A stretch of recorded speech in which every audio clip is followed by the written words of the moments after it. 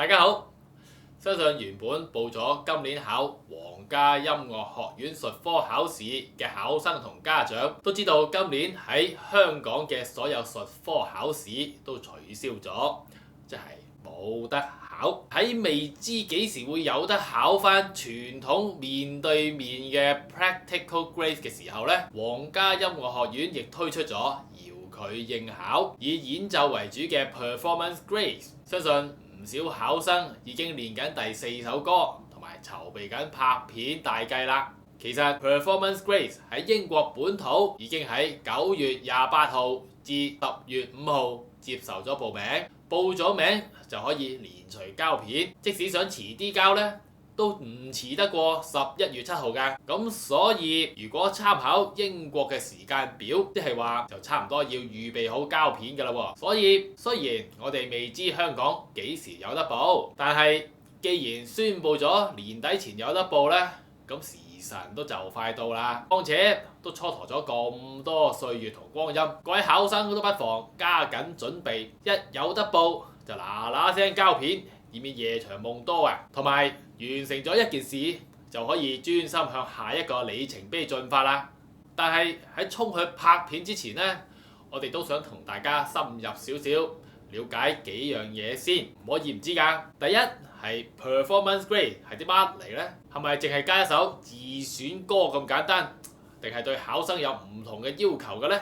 之後就係砌歌、揀歌、砌 program 要注意嘅地方啦，同埋大提琴樂館關於錄音，特別針對錄大提琴音樂嘅睇法同埋心得嘅。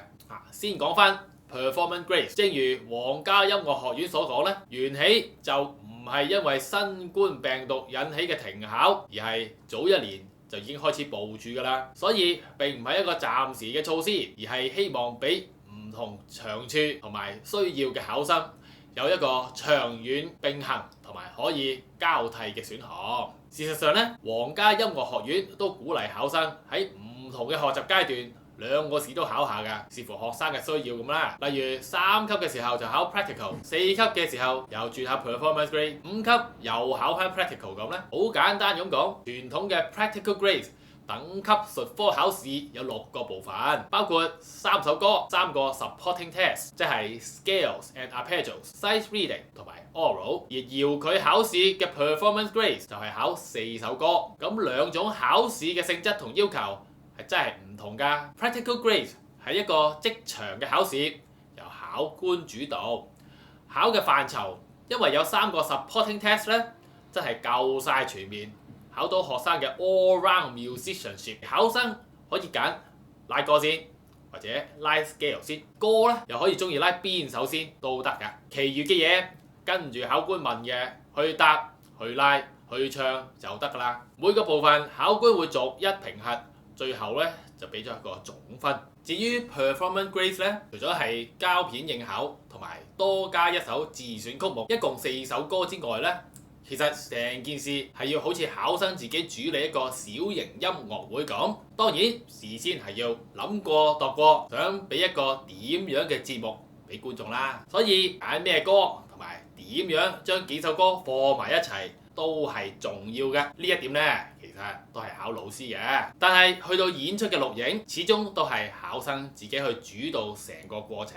考官想睇到嘅係考生點樣藉住呢個節目，將自己喜歡嘅音樂帶俾觀眾，同埋展示自己對住所選嘅曲目喺風格上、技術上嘅掌握、感情嘅表達啊等等。咁個評核嚟講呢，本身4首歌嘅評分標準係同 Practical grade 嘅3首歌係一樣嘅，即係每首30分。除此之外，仲有30分係關於整體演出嘅，即係整段時間裏邊所顯示到考生點樣同觀眾溝通，點樣演繹作品，同埋考生嘅技術係點，究竟係咪可以人琴合一傳遞你嘅音樂呢？皇家音樂學院多番強調 performance grade 係重視曲目選擇同埋編排，以及考生是否能俾到一個 convincing 同埋 sustain 嘅 performance 㗎。所以揀歌同編排以及確保一氣呵成，錄好成個演出，而唔會出現後勁不繼嘅情況呢，都係重要嘅。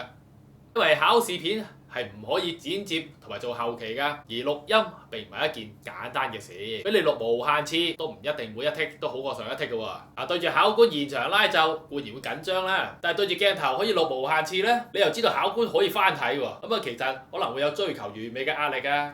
所以各位考生無論趕唔趕時間呢，都快啲開始試下錄影係咩嘅一回事，都係好㗎。就算唔使考試，間中錄下自己嘅拉奏，對於學習都好有幫助嘅。今集講到呢度先，下一集我哋講講揀歌砌 program，有咩想知呢？歡迎你喺下邊留個言，我哋一齊參詳下啦。